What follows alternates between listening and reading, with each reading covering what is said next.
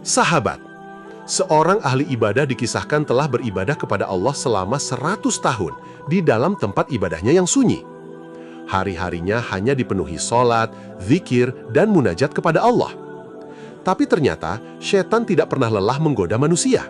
Setelah 100 tahun ibadahnya berjalan, setan mulai membisikkan sesuatu ke dalam hatinya. Turunlah sebentar, kunjungi kerabatmu, temui sahabat-sahabatmu. Awalnya terdengar biasa, bahkan terlihat baik.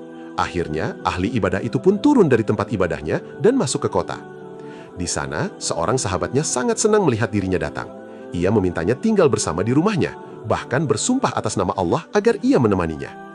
Dan tanpa terasa, ahli ibadah itu tinggal selama 7 bulan. Sampai pada suatu malam menjelang sahur, tiba-tiba ia berteriak keras dalam tidurnya. Pemilik rumah langsung bangun ketakutan lalu bertanya, "Ada apa?" Dengan tubuh gemetar, ahli ibadah itu berkata, "Tolong nyalakan lampu."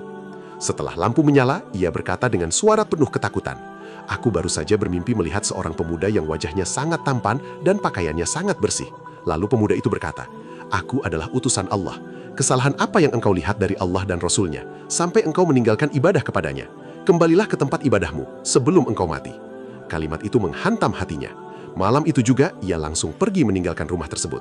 Ia berjalan sendirian di tengah padang tandus, minum dari air hujan, makan dari daun-daun pohon. Sambil terus menangis dan berdoa, "Ya Allah, tubuhku penuh kekurangan, hatiku penuh kesedihan, lisanku mengakui dosa-dosa, maka ampunilah aku, wahai Zat yang Maha Mengampuni." Dan inilah plot twist yang menyentuh. Saat ia hampir sampai di tempat ibadahnya, baru satu kaki melangkah masuk. Ia melihat tulisan di depannya. Tulisan itu berbunyi, "Engkau bertawakal kepada kami, maka kami mencukupimu.